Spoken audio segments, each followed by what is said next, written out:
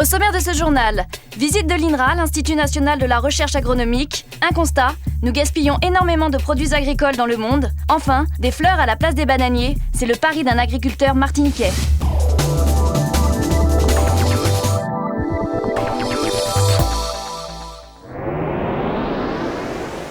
Avec plus de 8500 chercheurs, ingénieurs et techniciens, l'Institut national de la recherche agronomique est le second institut de recherche public français.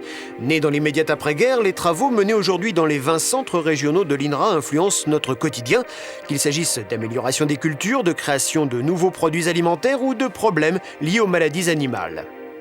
L'INRA donc travaille sur la recherche, donc surtout des sciences du vivant et des sciences des milieux et des sciences humaines et sociales pour l'agriculture, l'alimentation, l'environnement et les territoires.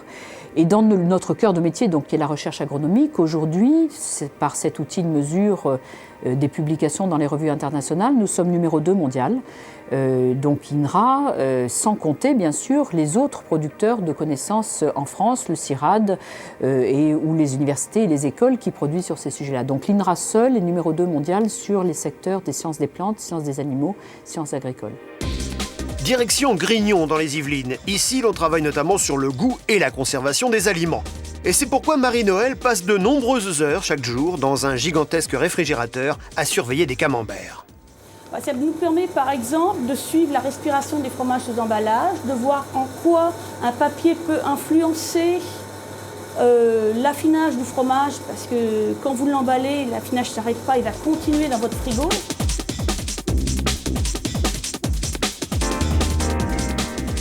Ça intéresse à la fois les fromagers et ça intéresse aussi les développeurs de papier, parce qu'ils ont peu de relations les uns avec les autres. Et ça nous intéresse, nous, pour savoir ce qui se passe d'un point de vue mécanistique. Mais il n'y a pas que les produits de terroir qui trouvent grâce aux yeux des chercheurs de l'INRA. Marion réalise une thèse sur la perception des arômes, sa base de travail de la gelée aromatisée à la fraise qu'elle fait ingurgiter à un cobaye résigné.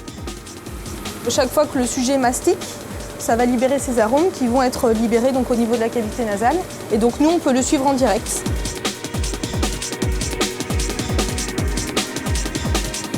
Quand un enfant consomme un bonbon, il va le mettre dans sa bouche, le déstructurer. Et cette action de déstructuration va permettre de libérer des arômes. Et ces arômes vont être entraînés dans la cavité nasale, au niveau des récepteurs olfactifs. Et nous, c'est ce qu'on va pouvoir mesurer en direct grâce à cet appareil. Concrètement, si on a un bonbon d'une texture plus ou moins gélifiée, les cinétiques ne vont pas être les mêmes. Et donc ça, nous, on va pouvoir ensuite comparer différents produits entre eux et le relier avec la perception de l'individu. Notre finalité est de participer à la construction de la qualité des aliments. Donc de comprendre l'interaction entre les matières premières, le procédé, la microbiologie et de construire, de comprendre tous les mécanismes qui vont aider à construire une qualité donnée des aliments.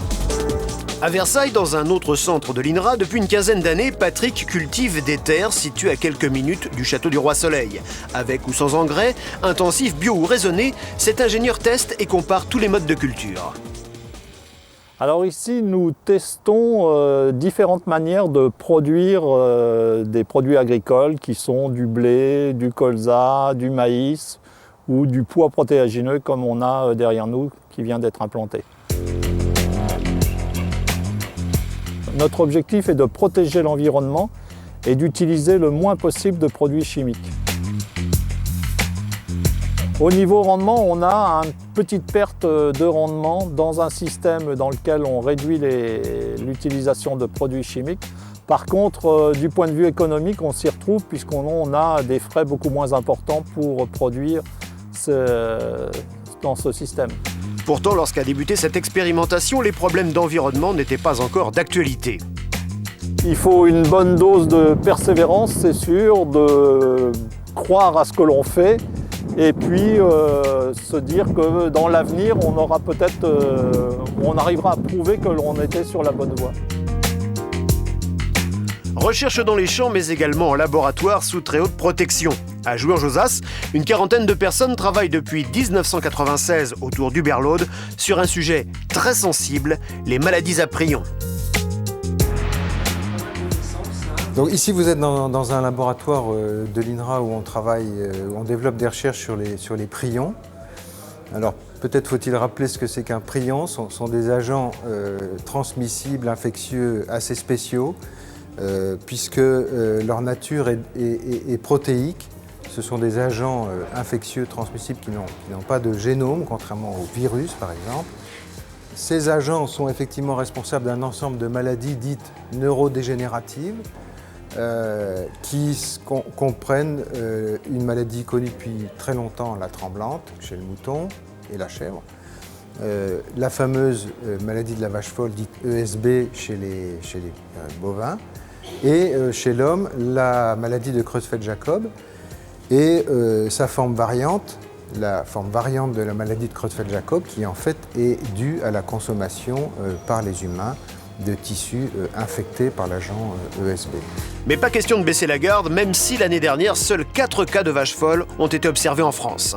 Non, je ne pense pas qu'il faille le faire. Ce serait un peu perdre le bénéfice de tous les efforts qui ont été accomplis. La mobilisation quand même de la recherche sur les prions en France a été assez exemplaire. C'est en pleine montée de production. Je trouve que ça serait probablement contre-productif de fermer complètement les robinets du financement de cette recherche. Il faut détruire une idée reçue. Je veux dire, objectivement, pendant des années, les renouvellements de personnel dans la recherche étaient assez faibles parce qu'on avait beaucoup recruté dans les sciences biologiques en France dans les années 70. De fait, il y a un énorme renouveau des personnels et il est essentiel de savoir qu'on recrute dans la recherche. On recrute depuis le niveau CAP jusqu'au niveau thèse. Donc à tous les niveaux, on recrute dans toutes les régions puisque l'INRA est un organisme essentiellement présent en région. Donc oui, il y a besoin de forces nouvelles parce qu'il y a renouveau des générations plus fort qu'auparavant.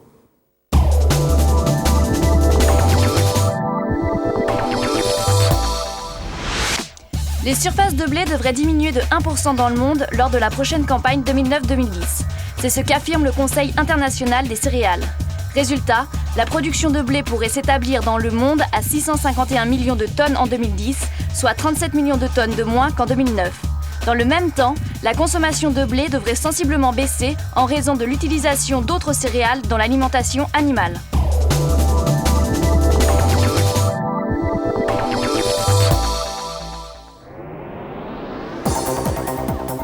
30%, c'est la quantité de produits agricoles qui finissent à la poubelle chaque année dans le monde, entre la récolte, la distribution et la consommation.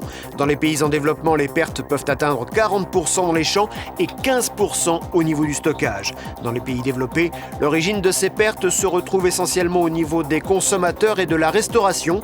Des portions trop importantes ou des achats en trop grande quantité pourraient expliquer en partie cette situation. En France, une étude devrait bientôt débuter pour mieux comprendre la situation dans l'Hexagone.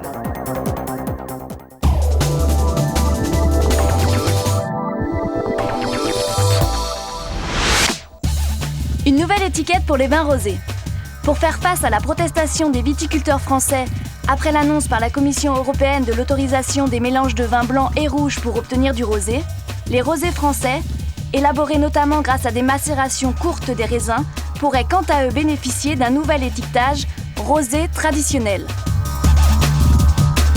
Une décision qui devrait être confirmée à la fin du mois par l'Union européenne.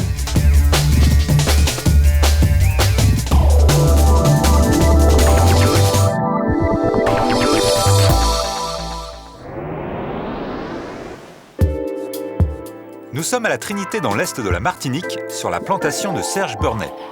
Au total, près de 75 hectares consacrés aux fleurs tropicales. Aujourd'hui, cet agriculteur est en passe de devenir l'un des plus importants producteurs de fleurs de l'île. L'histoire d'une passion. Là, je ne sais pas si vous connaissez, là on est en train de longer une plantation de roses de porcelaine. Une réussite étonnante pour cet ancien fonctionnaire de l'équipement qui a décidé de quitter la métropole pour vivre une nouvelle aventure dans son île natale.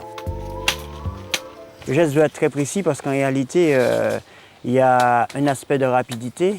Un gars qui récolte, pour qu'il soit rentable, il faut qu'il récolte par jour 1000 fleurs pour que ce soit intéressant. Donc faites le compte, 1000 fleurs à 0,55, s'il ne les fait pas, donc on a un souci, c'est avec les charges sociales, tout ça, donc il faut qu'il les fasse. Et cette culture est très encadrée.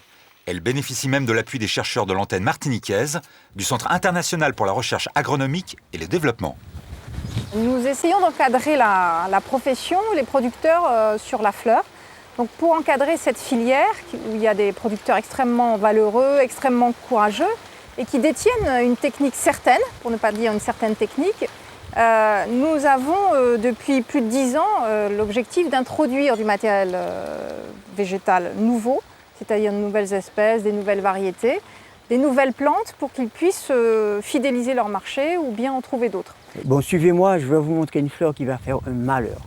C'est le Musa coccinea. Le Musa coccinea, de toute façon, les bananiers, ce sont des musas. Donc Musa coccinea, c'est un bananier. Mais un bananier, c'est une fleur, la fleur du bananier. Donc, au lieu d'avoir, on a deux possibilités. On a les fleurs qui sont avec les fruits et les fleurs qui sont sans fruits, les petits régimes de bananes là. Celle-là, c'est un bananier avec la fleur. Mais la fleur, même si on la récolte à ce stade-là, c'est l'une des particularités du Musa. Le Musa s'ouvre. Parce que les fleurs tropicales ne s'ouvrent pas. Elles restent chacune au stade où on les a récoltées. Mais le Musa a une particularité, disons 2, elle dure 30 jours, un mois, et en plus, elle s'ouvre. Mais les champs où poussent ces fleurs étaient auparavant des bananeraies où l'on utilisait largement le chlordécone, cet insecticide très toxique. Résultat, les champs de Serge Burnet servent aussi de lieu d'expérimentation. Alors là, nous sommes en train de prélever des carottes de sol pour vérifier le taux de contamination. On a une chance inouïe, c'est que le produit ne se retrouve pas dans la fleur. C'est-à-dire on a les premiers résultats de la recherche, c'est-à-dire il y a 0 chlordécone dans la fleur. Donc c'est M. Michel Barnier, ministre de l'Agriculture, qui est venu chez nous.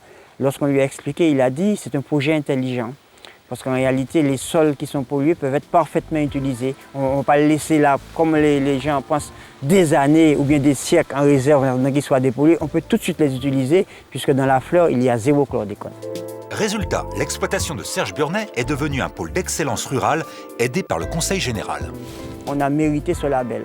On a mérité le label, c'est-à-dire ne pas cultiver d'une manière traditionnelle, ne pas continuer à polluer, utiliser d'une manière très pondérée les fongicides, les insecticides. Donc si on en a besoin, on a vraiment besoin. Si on n'en a pas besoin, il faut les éliminer. Aujourd'hui, les fleurs de Serge Burnet s'exportent aux États-Unis. Et c'est ainsi une nouvelle page de l'agriculture martiniquaise qui s'ouvre à la Trinité. Si on protège, quel que soit l'endroit où on protège et l'importance de la protection, il faut penser que c'est une protection qu'on fait pour la planète, pour notre environnement global. Et en quelque sorte, on est un acteur de cet environnement. On doit jouer la scène, mais en même temps, on ne doit pas jouer sa pièce au détriment de la nature, en accord avec la nature, à mon avis.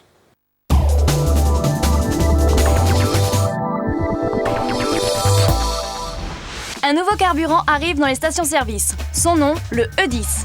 Signe particulier, il est composé de 90% d'essence sans plomb 95 et de 10% d'éthanol, obtenu notamment avec des betteraves.